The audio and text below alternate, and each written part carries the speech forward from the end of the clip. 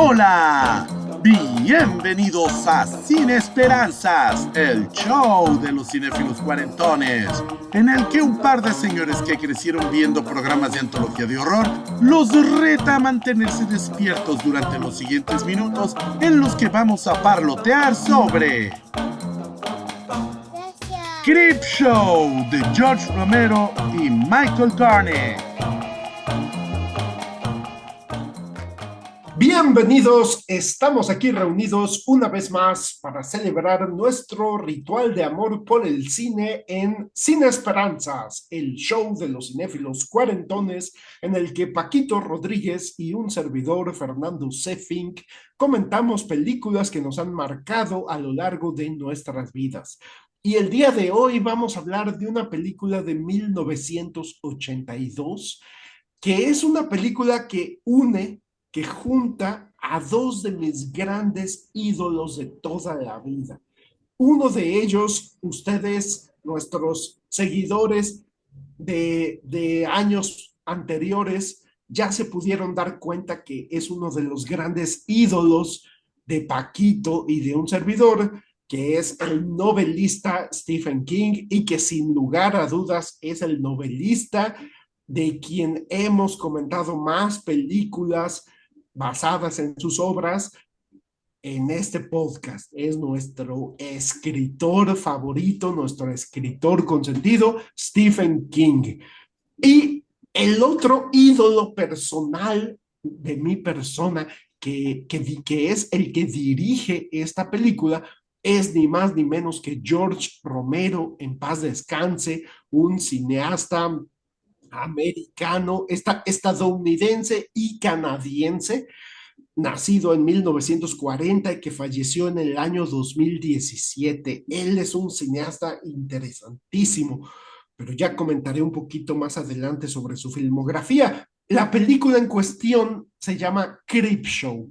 Es una película en la que colaboraron estos dos maestros del terror. Eran dos jóvenes, uno novelista y el otro cineasta, que estaban en un momento de sus carreras en el que estaban despegando, pero ya eran unos grandes maestros. Por lo menos Stephen King ya era un rockstar, ya era una superestrella de la novela de terror.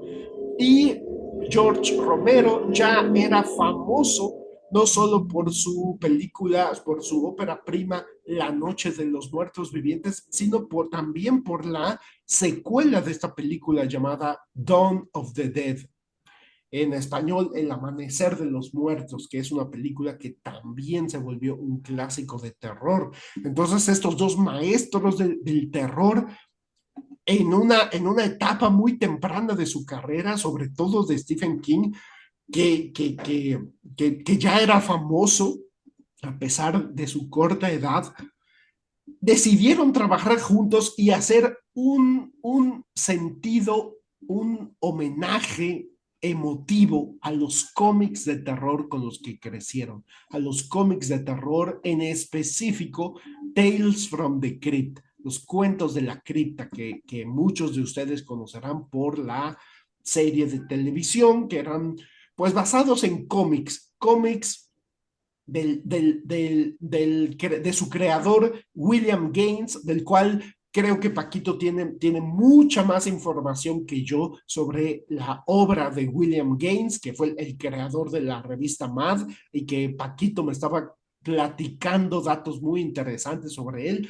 sobre su obra, sobre cómo evadió la censura con su revista Mad, pero él era el que publicaba esta empresa de EC Comics, Educational Comics, y uno de los rubros de las series de esta empresa era Tales from the Crypt, que todos ustedes recordarán por la serie de televisión. Entonces, pues Stephen King y George Romero decidieron hacerle un homenaje a estos cómics de EC Comics que tanto placer les dieron en su juventud, con una película llamada Creepshow, es decir, algo así como el show de los fenómenos o el show fenómeno, que es una antología de cuentos de terror escrita directo para la pantalla por Stephen King.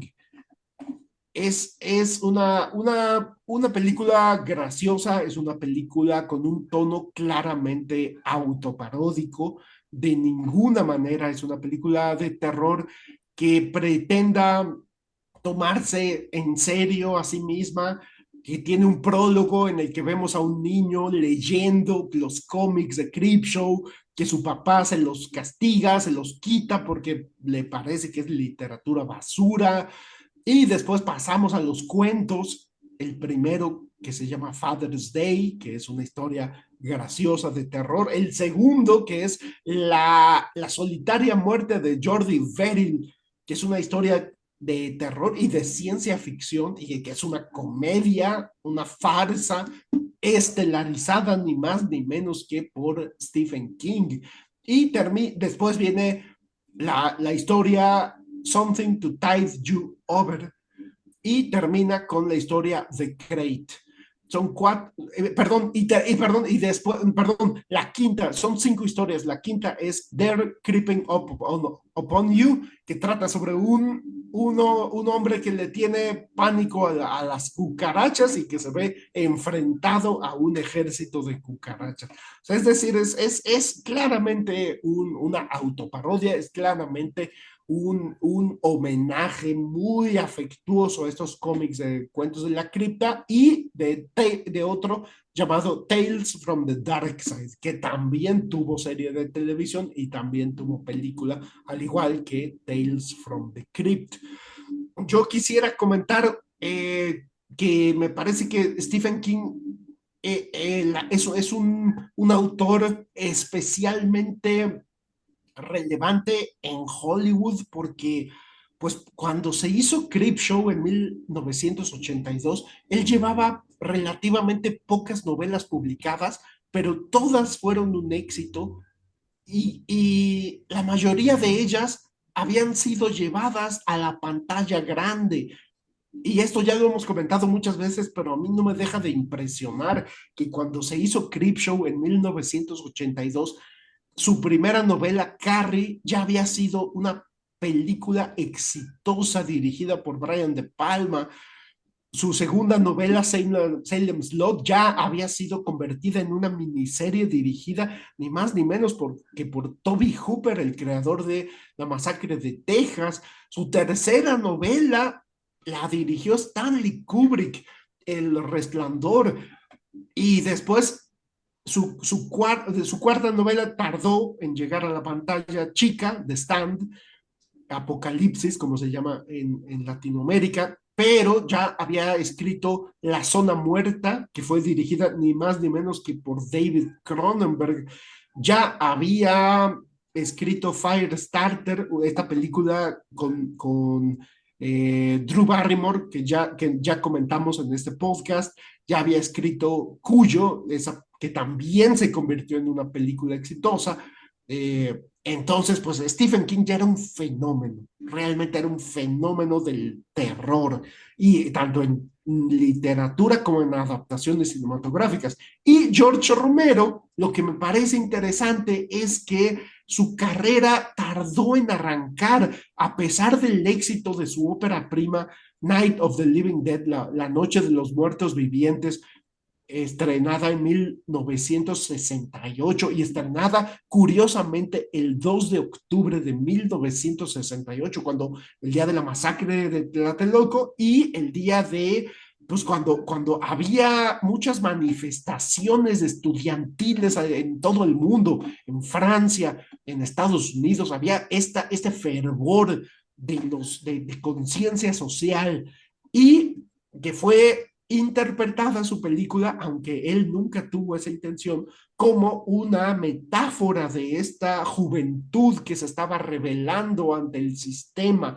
ante el gobierno, ante el sistema económico. Entonces, George Romero confesó que nunca fue su intención hacer una metáfora de estos fenómenos, de los movimientos estudiantiles. juveniles, pero la crítica decidió darle esa interpretación a su película. Entonces, cuando dirigió y estrenó 10 años después la secuela, Dawn of the Dead, ahí sí decidió George Romero meter crítica social, comentario social sobre el consumismo, porque es una película de zombies que se desarrolla en un centro comercial. Entonces, con estas dos películas y con varias películas intermedias, porque en estos 10 años George Romero siguió haciendo cine independiente, pero independiente de a de veras, hecho con financiamiento privado, cine filmado a lo largo de meses, películas igual y que le costaron igual de tiempo y esfuerzo y sacrificio que su ópera prima La Noche de los Muertos Vivientes. Entonces, George Romero luchó muchísimo para volverse famoso hasta que finalmente tuvo este éxito de taquilla llamado The Crazies, que era más o menos como una película como de zombies. Después, esta película de vampiros llamada Martin, que me parece interesantísima, me parece una gran película de vampiros, que por cierto no mencioné en nuestro especial de vampiros, pero que es de 1977, Martin, de George Romero. Entonces, para cuando se estrenó en el 78 la secuela de la Noche de los Muertos Vivientes, pues ya George Romero ya era taquillero, ya era famoso. Y Stephen King ya era hiper famoso. Entonces, pues se juntaron dos maestros de terror para brindarnos esta interesante compilación de cuentos de terror. Entonces, pues le voy a ceder el micrófono a mi compañero, amigo y hermano del alma, Paquito Rodríguez, porque me interesa mucho saber cómo fue su experiencia con Creepshow. ¿Tú cómo la viviste, Paquito? Hola Fernando, muchísimas gracias por compartir el micrófono conmigo una vez más. Estamos aquí emocionado porque vamos a hablar de estas películas. Yo las vi cuando era niño, como siempre, las vi en videocassette y en su momento me marcaron.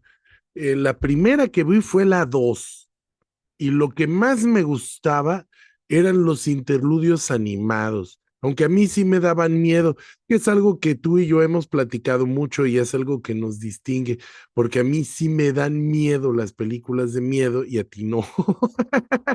Entonces para mí es un placer más masoquista que para ti. Entonces me daba mucho miedo el interludio animado, pero también me gustaba mucho. En ese entonces yo no estaba tan clavado con Stephen King como lo llegaría a estar después, pero sí sabía quién era y su estilo me fascinaba. En ese momento yo ya había visto Cuenta conmigo y ya había visto varias de sus obras, entonces ya, sí, Carrie ya la había visto también, la de Christine, entonces ya lo conocía, todavía no leía todas sus novelas, pero ya lo conocía. Bueno, sigo sin poder leer todas sus novelas porque lees una y saca tres, pero las clásicas sí. Yo podía sentir la influencia de Stephen King, aun cuando no sabía que estaba involucrado. También recuerdo que mi papá nos contaba de un cómic que él leía de niño y que se llamaba Cuentos de Brujas y que tenía una tónica similar. Y pues esto toma mucho sentido, dado que el proyecto de King y Romero hace tributo a estas historias de los que ya nos platicaste de EC Comics, Tales from the Crypt, que terminó teniendo su propia serie de televisión, The Vault of Horror y The Hunt of Fear.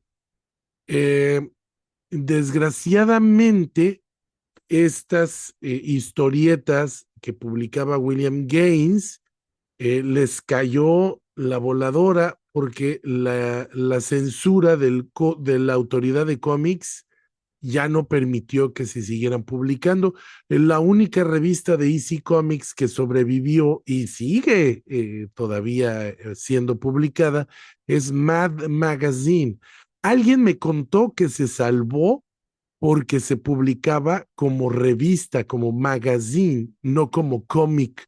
y que por eso pudo evadir la censura del Comic Codes Authority. O sea, no necesitaba el sello porque era una revista, no un cómic.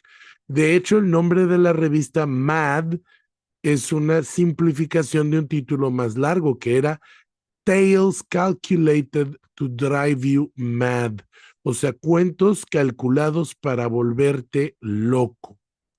Y bueno, pues este formato de antología es quizá a lo que se debe su éxito, porque en esa década salieron varias series televisadas que trataron de imitar la estructura y varias películas también. Por ejemplo, Tales from the Dark Side, que tuvo 4 temporadas y que fue producida por el mismísimo Josh Romero. También Tales from the Crypt, de la que ya hablé, que sacó HBO en 1989 hasta 1996 y que volvió a salir en 2007 a 2010. De hecho, en esa versión del 89-96 me tocó ver algunos episodios y vi uno que fue dirigido por Arnold Schwarzenegger. Y eso me hizo bien interesante. El Arnold Schwarzenegger dirigió un episodio de Tales from the Crypt. Sin embargo, Creepshow no es la primer película que utiliza la estructura episódica con interludios, con cuentos de horror, porque en 1972 el director Freddie Francis sacó la primera versión cinematográfica de Tales from the Crypt, una película británica que estaba basada en los cómics del mismo nombre, los originales de William Gaines. De hecho, los cuentos eran sacados de revistas de Tales from the Crypt. La primera Creepshow, la que dirige Romero y que fue escrita por Stephen King, yo la vi después, la vi en video, la cazamos mucho porque era difícil de conseguir y pues ya la segunda ya es dirigida por Michael Gornick, que además él fue el fotógrafo de la primera, y pues esta está siempre basada en los cuentos de Stephen King, pero la segunda, pues el guión lo escribió Josh Romero. Y bueno, mis cuentos favoritos de las películas de Creepshow son The Lonesome Death of Jordi Verrill. De entrada, es divertidísimo ver un corto en el que Stephen King mismo es el protagonista. Stephen King hace el papel de un hillbilly, de un campesino ignorante, de esos que salen en el cliché del campesino que tiene daño cerebral por tomar alcohol desnaturalizado, alcohol casero moonshine, y ve caer un meteorito en su jardín y en su ignorancia lo toca y a partir de ese momento empieza a ser cubierto poco a poco por una sustancia parecida al césped. Y bueno, no les voy a echar spoilers porque sí es muy divertida verla, pero es un alucín psicodélico que raya en la comedia involuntaria. Bueno, no es involuntaria porque sí era parte del chiste, la parodia era parte del chiste, y bueno, pues es una historia del absurdo, pero es divertidísima y además, pues Stephen King siempre hacía cameos en sus películas, pero esto es más que un cameo, es un papel completo. El segundo episodio es Old Chief Woodenhead, que además es un episodio que no hubiera sobrevivido a la década de los 2020 porque es bastante inapropiado políticamente hablando. Es la historia esta historia está en la segunda película, la anterior era de la primera película, esta está en la segunda. Es la historia de una banda de trogloditas liderada por Sam Whitemoon, que es un nativo americano bueno para nada, que vive enamorado de sí mismo, un narciso que está enamorado de su cabellera y que asaltan la tienda de una pareja de viejecitos porque saben que el jefe indio les acaba de dejar los tesoros de la tribu en prenda por una deuda que tienen. Los viejecitos no querían aceptar la prenda, pero el jefe indio les dijo que era lo honorable y este desgraciado de Sam White Moon va a asaltarlos y durante el asalto mata a la pareja de ancianitos. Entonces, una decoración que se utiliza de esas estatuas de madera que utilizan para publicitar la venta de cigarros. Ese es el famoso jefe cabeza de madera, Chief Wooden Head, pues recobra vida, toma vida y entonces se decide a vengar la muerte de sus antiguos benefactores. Está muy buena, muy divertida, aunque sí tiene todos los clichés y estereotipos del viejo oeste de los pueblos nativoamericanos. No habría sobrevivido a la censura del siglo XXI. Está The Raft, ese es mi tercer cuento favorito. Este cuento tiene remembranzas a La Mancha Voraz y a las películas de babas asesinas. Resulta que un grupo de chamacos irresponsables se avientan a nadar en un lugar prohibido con la mala intención de hacer chaca-chaca y de hacer su relajito y sus fiestas alcohólicas. Y entonces, aterrados, descubren que hay una mancha como de petróleo que los persigue en el lago y que los devora en lo que parece ser una dolorosa y lenta digestión. Quedan aislados en una plataforma que es la raft del título y que está en medio del lago, ahí varada. No, no es un barco porque está clavada, o sea, tiene pilotes que la tienen inmóvil y está en el medio del centro del lago, entonces no pueden regresar a la orilla porque la mancha esta es más rápida que ellos nadando. Y la mancha pues no los puede comer porque no les alcanza. Entonces ahí se quedan varados y poco a poco la mancha va a ir engañándolos y los va a ir atacando para irselos comiendo uno por uno. Estos son mis cuentos favoritos de la antología Creepshow. A mí me recuerda también mucho a Dimensión Desconocida, que es un programa que ya existía en los años 50, en los años 60 más bien, y para el que ya había escrito Stephen King en 1980 y tantos. Hay episodios de Dimensión Desconocida en la edición ochentera que son escritos por Stephen King. Entonces, mucho tienen de esto, solo que Dimensión Desconocida tendía más a la ciencia ficción y a la fantasía que al horror, aunque también habían historias de horror.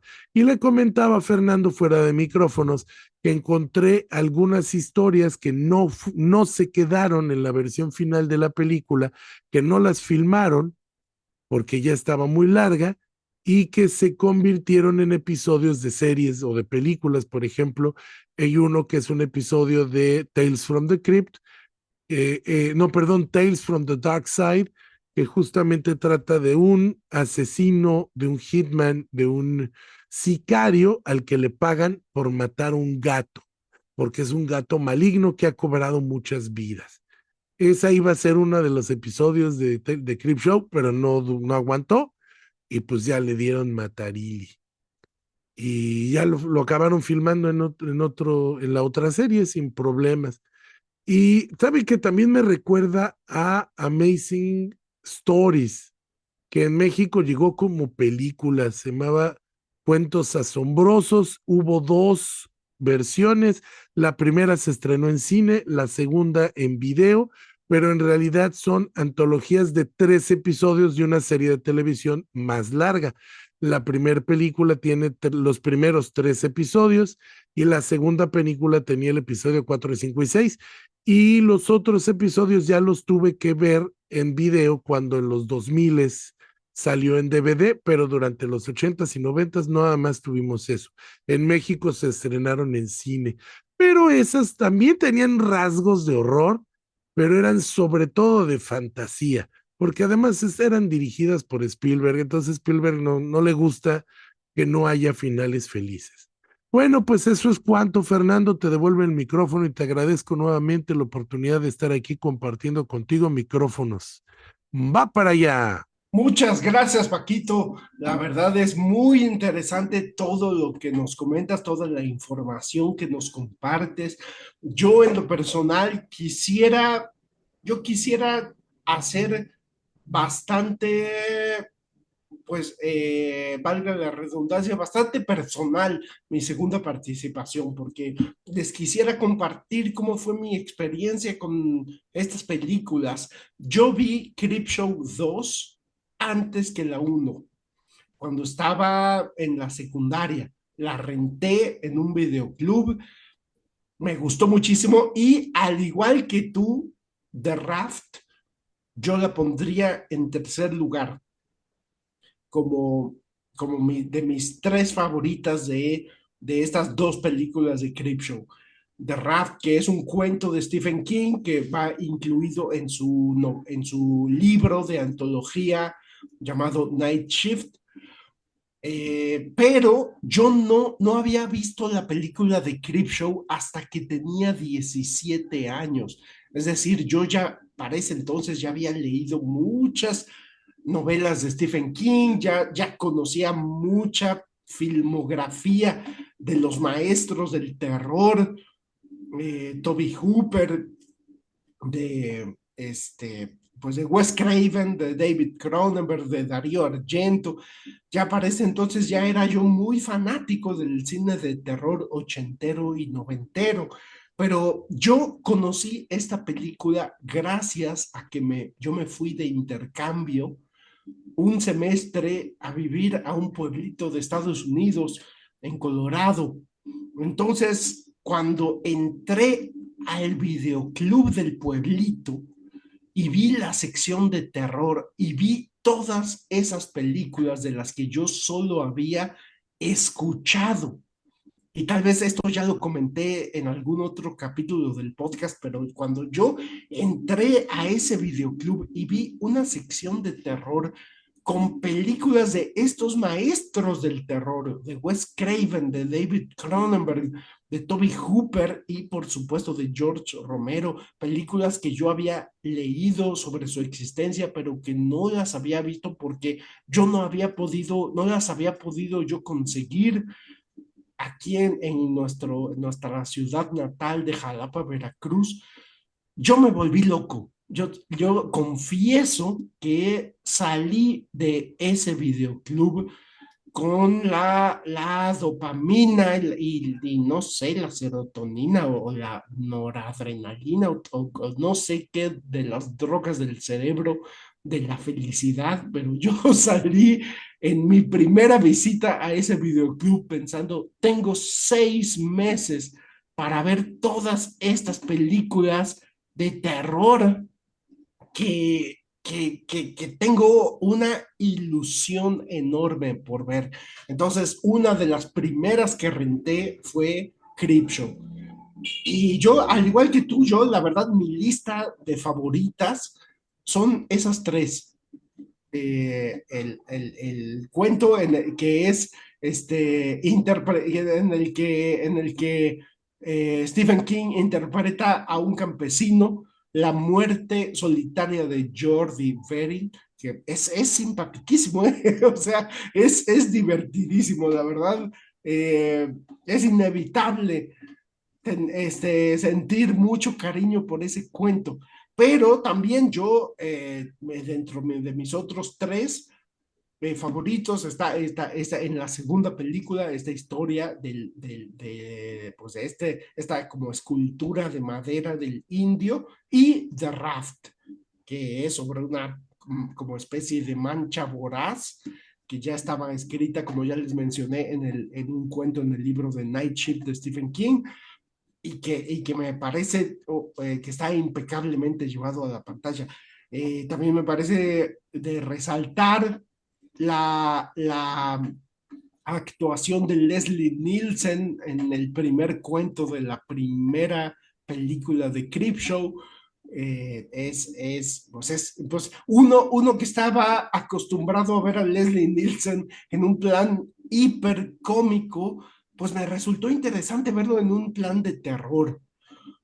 Y yo en lo personal, pues no tengo mucho conocimiento o experiencia de estos cómics como Tales from the Dark Side o como Tales from the Crypt, pero me pareció que George Romero y Stephen King hicieron un trabajo estupendo.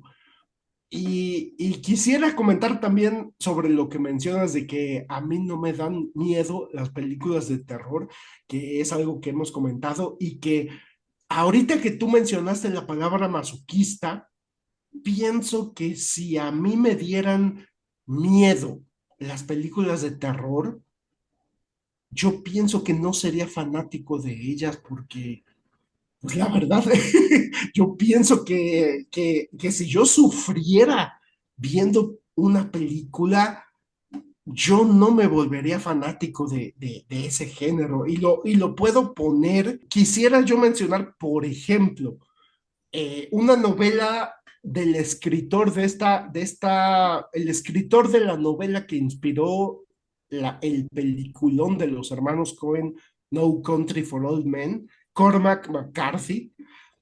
Él escribió otra novela que también fue llevada al cine llamada The Road, El Camino. Esta película, me parece con Viggo Mortensen, es una película apocalíptica, una película en donde los personajes pasan hambre. Y si algo yo no soporto ver en pantalla, es un personaje que pasa hambre. Eso para mí es el verdadero terror. Para mí el terror más feo del universo es ver a una persona que está pasando sed y hambre, porque es el instinto el más básico de supervivencia. Entonces ver en pantalla grande o en pantalla chica a personajes que están pasando hambre, yo no lo soporto en lo personal. Entonces, cuando vi esta película de Cormac, bueno, basada en una novela de Cormac McCarthy, el escritor de No Country for Old Men, cuando yo vi la película, sufrí tanto, que está buena la película, está lograda, pero sufrí tanto que yo dije, este es el tipo de película que yo no vuelvo a ver en mi vida. Otra película, por ejemplo, Rompiendo las olas de Lars von Trier, que es un drama de desamor, de sufrimiento emocional, que me resultó tan feo, que lo sufrí tanto, incluso más que Dancer in the Dark, también del director Lars von Trier, que por cierto acaba de salir la noticia que pues ya se retiró de la vida pública porque tiene el síndrome de Parkinson y lo van a hospitalizar desgraciadamente, pero por ejemplo, ese tipo de películas, Dancer in the Dark o Rompiendo las olas de Lars von Trier, me parece que son películas de ese tipo de terror, de sufrimiento emocional que yo no soporto y que no las vuelvo a ver aunque me paguen. Entonces, pues quisiera yo comentar sobre esto que nos comparte Paquito, de que a él sí le dan miedo las películas de terror y que es como un gusto masoquista para él, y que para mí no es un gusto masoquista porque yo no las sufro. Entonces pienso que si yo las sufriera, no sería fanático del cine de terror, sinceramente. Yo agradezco que no me den miedo porque así las puedo disfrutar. Pero bueno, ese fue un comentario, otro comentario personal. Yo quisiera concluir mi participación diciendo que al igual que Paquito, yo no vi la tercera película de Creepshow, que se estrenó hace pocos años, pero que pues ya George Romero no estuvo involucrado. Entonces, pues ya me resultó a mí, pues como poco atractivo y no la he visto.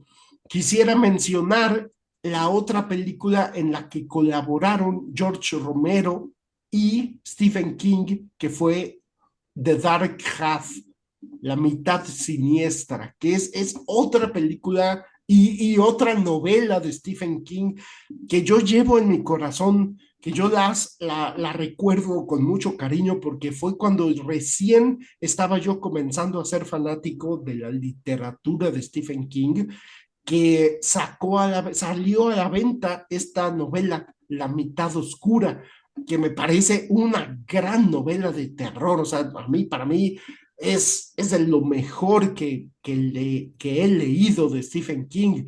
Y en 1993, 11 años después de Creepshow, George Romero estrenó una película basada en The Dark Half, de la mitad siniestra de esta novela de Stephen King, y me parece lograda. O sea, no me parece un peliculón de terror, pero me parece que es un producto muy digno. Y yo en ese sentido quisiera comentar que la filmografía de George Romero es muy interesante. Creo yo que es un cineasta que nunca renunció a su estilo, nunca renunció a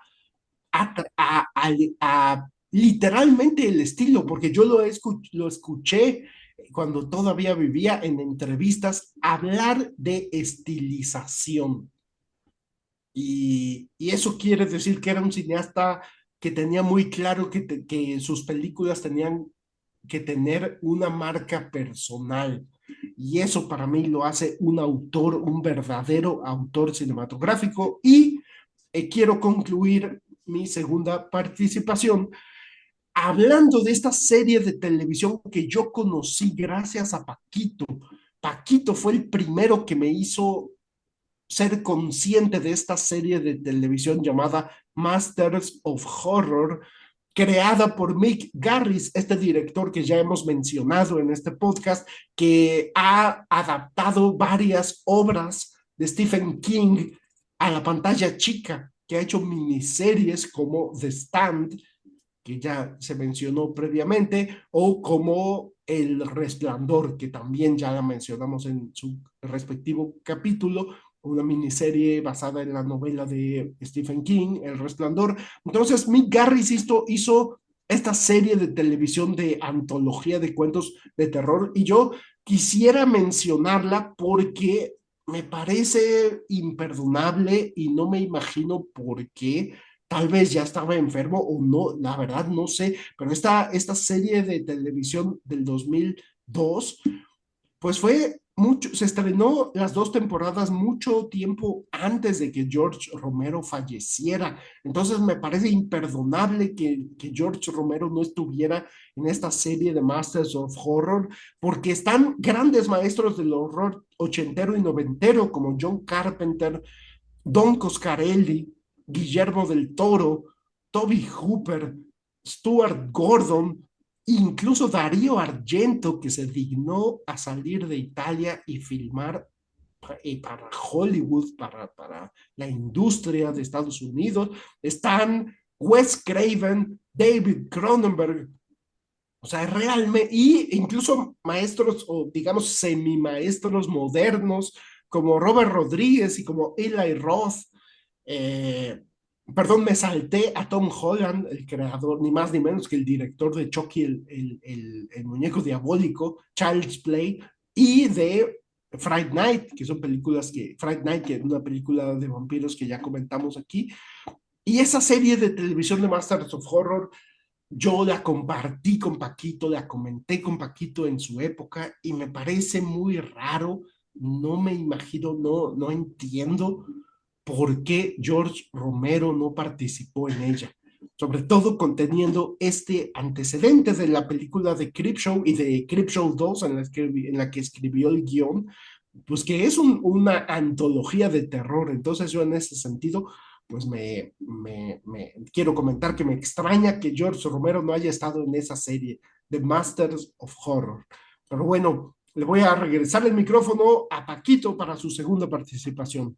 Hola Fernando, híjole, que me la dejas difícil, ya que digo, ya dijiste todo. No, pues es que sí estoy completamente de acuerdo que definitivamente Masters of Horror es una serie buenísima y incluye a los grandes maestros del horror. Y sí, no tener a George Romero está misterioso cuando menos. Hasta me estaba yo tratando de googlear aquí en alguna inteligencia artificial si nos podía decir, pero lo único que dice es que nadie lo buscó para dirigir un episodio y que pues que tenían ahí potencialmente diferencias creativas, pero pues no dicen ninguna cosa interesante, así que quién sabe. A lo mejor simplemente ya el maestro no tenía interés en hacer tele o pues no les alcanzó. Pero es una buena pregunta, porque si George Romero definitivamente merecía ser un maestro del horror, a lo mejor es porque no era tan joven, es decir, era el más viejo de todos, pues es el más viejo de todos, sí. Pero no sé si Darío Argento a lo mejor es de su rodada. Pero bueno, pues quién sabe, esa pregunta la tendremos que responder después, porque hoy no será. Yo estaba pensando, ya que vimos el impacto que tiene Creepshow en este género de las películas de antología de terror, estaba pensando pues en cómo nosotros ya crecimos sin historietas de horror.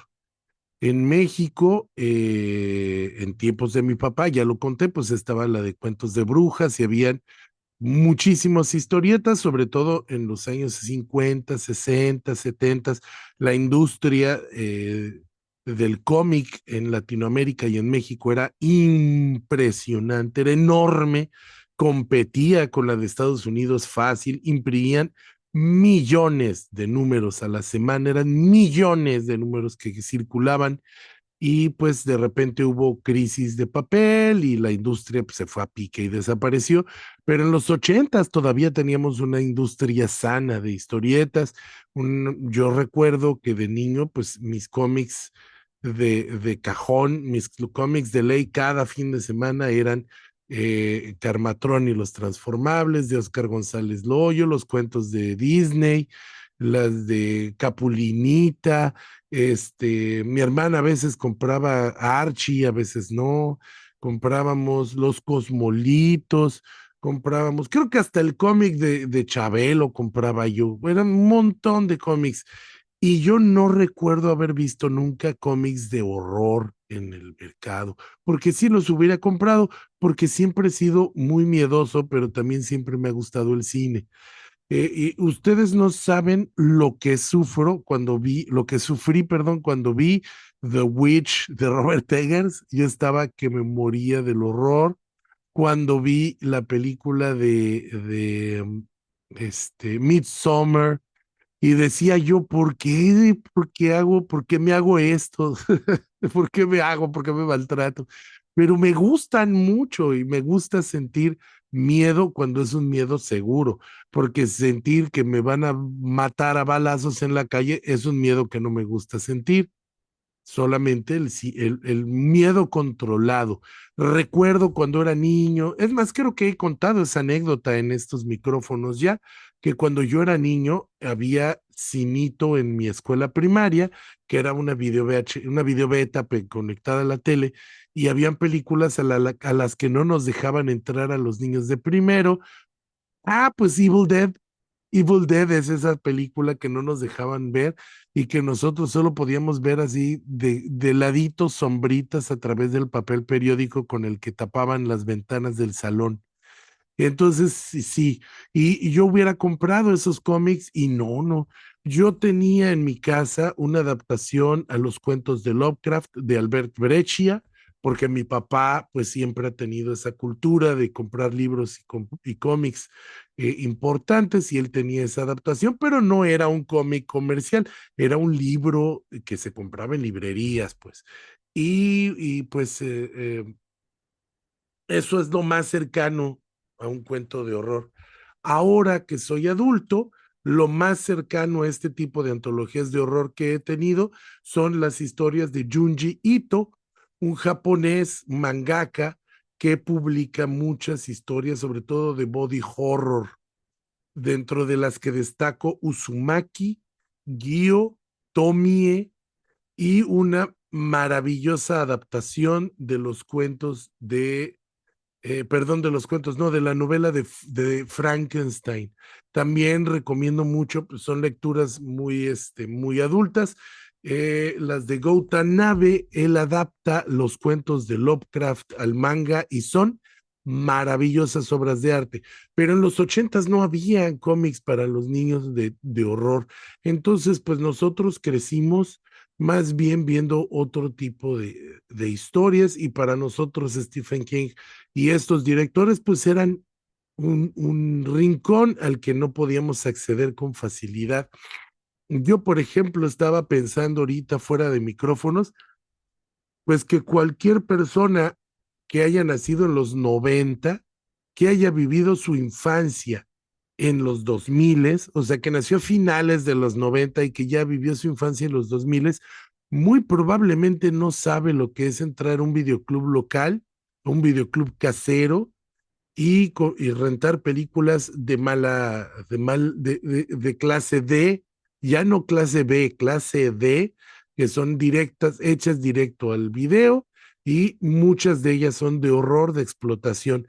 Lo más cercano que tienen son las películas ridículas, pero son hechas así adrede, que han estado saliendo en los últimos años, como Sharknado o como el Velocipastor, pero no es igual, porque estas son películas que utilizan el ridículo y que utilizan las redes sociales para hacerse de fama, y está bien, me parece válido, pero nosotros íbamos a estos videoclubes como el que nos describe Fernando en Estados Unidos, y rentábamos esas películas que casi siempre eran las más escandalosas.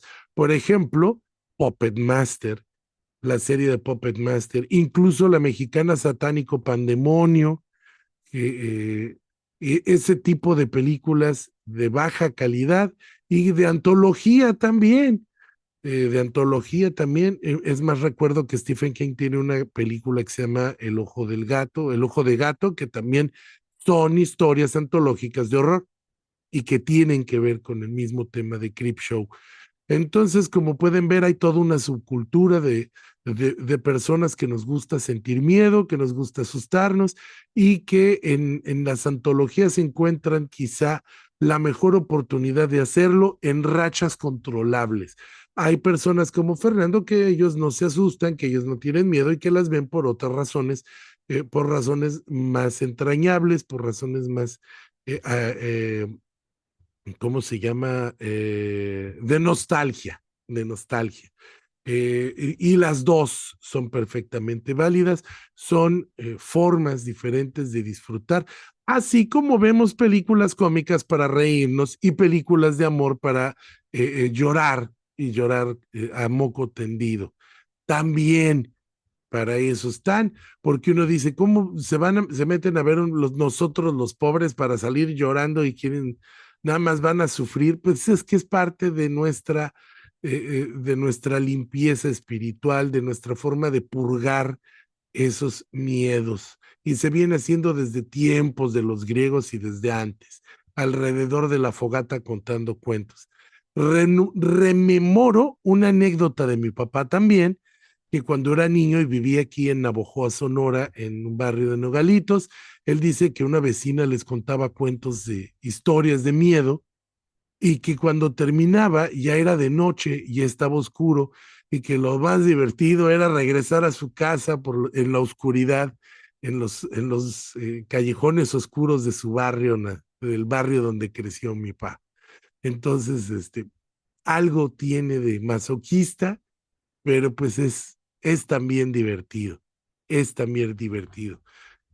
Como es mi segunda y última participación, pues le mando un abrazo a los sospechosos comunes, a Briseidi Torres y su familia, a Abraham González, que es el gran comentador, a Fernando Rivero, que también nos ve y nos platica y nos comenta mucho, a,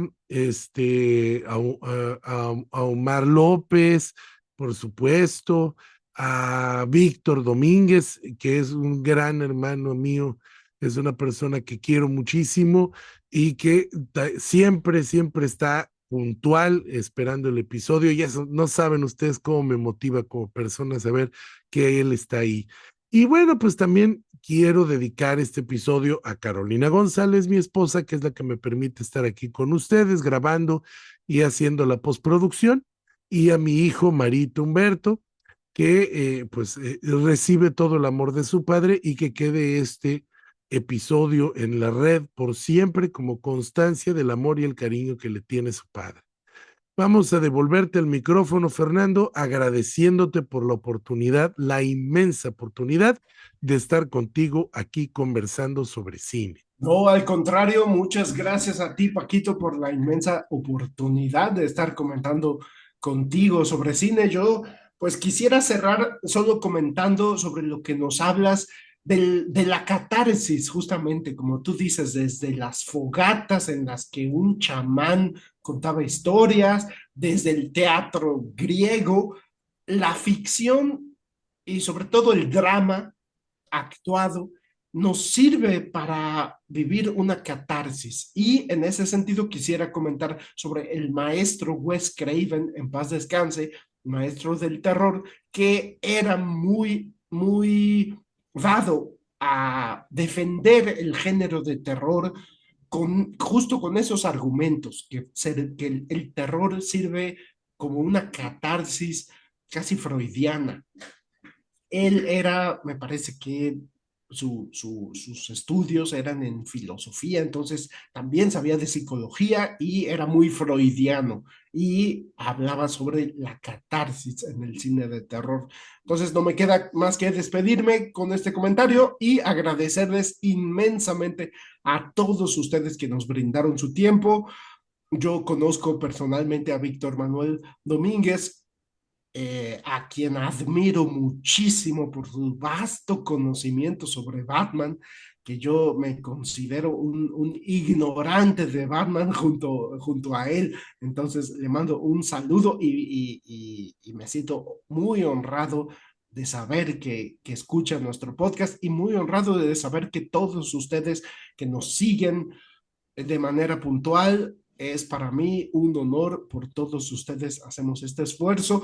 Y un saludo y un abrazo a Carolina González, nuestra productora ejecutiva, y un agradecimiento profundo por el tiempo que nos brinda para hacer este podcast, y un agradecimiento profundo a Paquito por tomarse este tiempo, y por supuesto un abrazo a su hijo Mario Humberto. Yo soy Fernando Sefink y nos vemos a la próxima.